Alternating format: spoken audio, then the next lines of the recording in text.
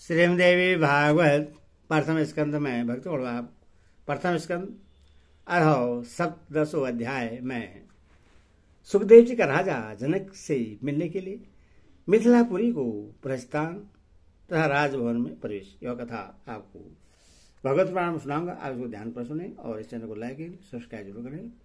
कथा सुनिए।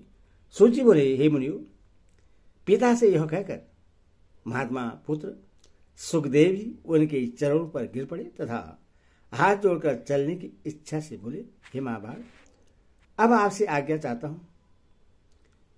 मुझे आपका वचन स्वीकार्य है अथवा मैं महाराज जनक द्वारा पालित मिथिलापुरी देखना चाहता हूं। राजा जनक दंड दिए बिना ही कैसे राज्य चलाते हैं, क्योंकि यदि दंड का भय प्रजाओं को न हो तो लोग धर्म का पालन नहीं करेंगे।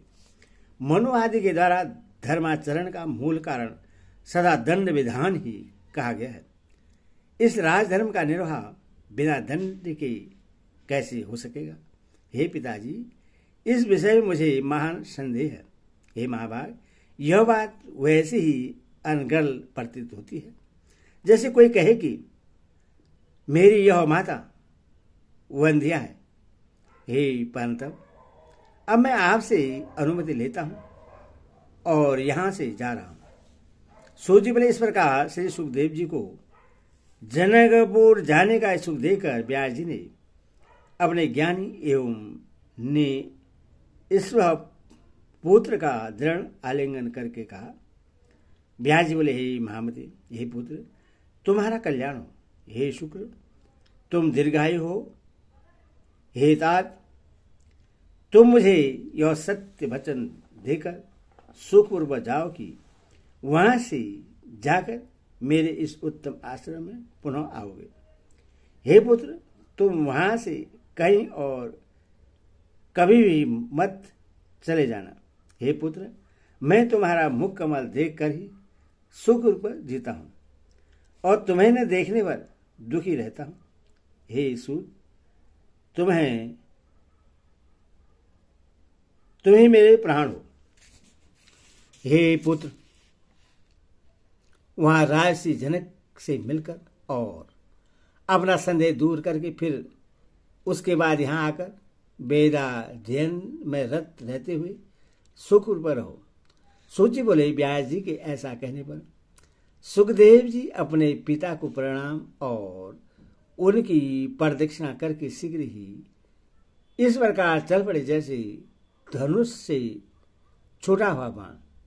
मार्ग में चलते हुए अनेक स्मृतिशाली देशों, नागरिकों, वनों, वृक्षों, फलों, फले फूले खेतों, तप करते हुए तपस्वी जनों, दीक्षा लिए हुए याजक जनों, योगाभ्यास में तत्पर योगी जनों, वन में रहने वाले वानप्रस्थों, वैष्णवी, पाशुपद, शैव, शाक्त एवं सूर्य उपासक और अनेक धर्मावलंबियों को देखकर वे सुखदेव मुनि अति विस्मय में पड़ गए।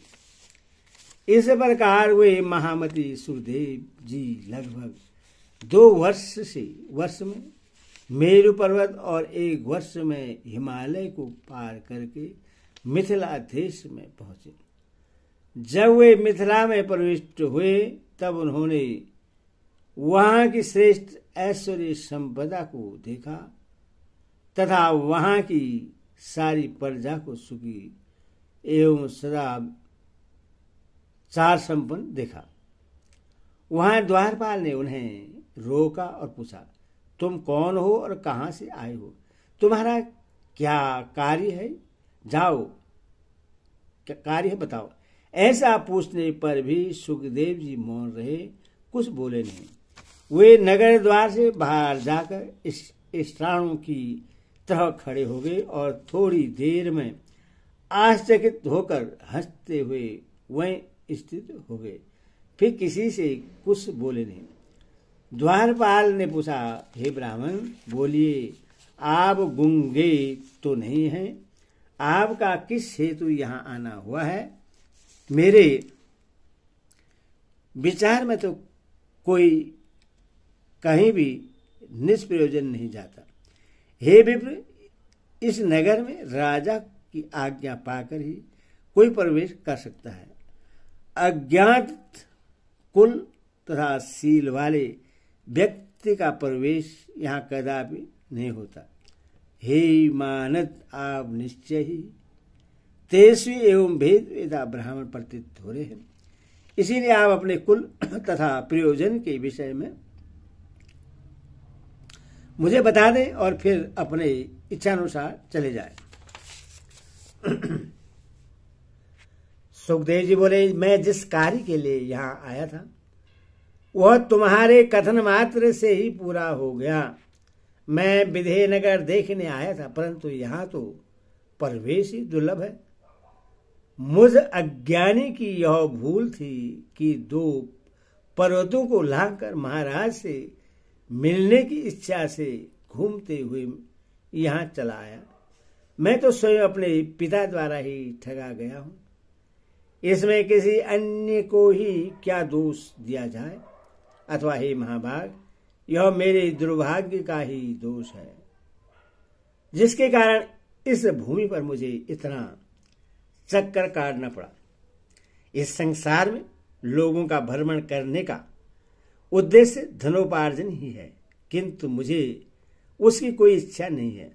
मैं तो केवल भ्रमवश ही यहाँ आ गया हूँ।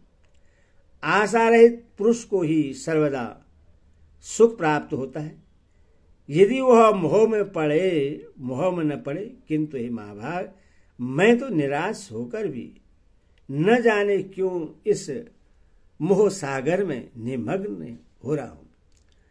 कहाँ सुमेर पर्वत और कहाँ यह मिथिलापुरी, पैदल ही चलकर मैं यहाँ आया हूं। इस परिश्रम का फल मुझे क्या मिला? पारबंद ने ही मुझे ठगा है। पारबंद का भोग अवश्य ही भोगना पड़ता है, चाहे वह शुभ हो या अशुभ। उद्योग भी तो सदा उसी देव के अधीन ही रहता है, वह जैसा चाहे वैसा कराता है। यहाँ न कोई तीर्थ है, न ज्ञान प्राप्ति होती है, जिसके लिए यह मेरा परिश्रम हुआ। मैं तो महाराज जनक का विधेय नाम सुनकर उत्सुकता से यहाँ आया था, किंतु उनके नगर में तो प्रवेश करना भी निषिद्ध है। इतना कहकर सुखदेव जी चुप हो गए और मौन होकर खड़े ही रहे। द्वारपाल को लगा कि ये कोई ज्ञानी श्रेष्ठ ब्राह्मण है।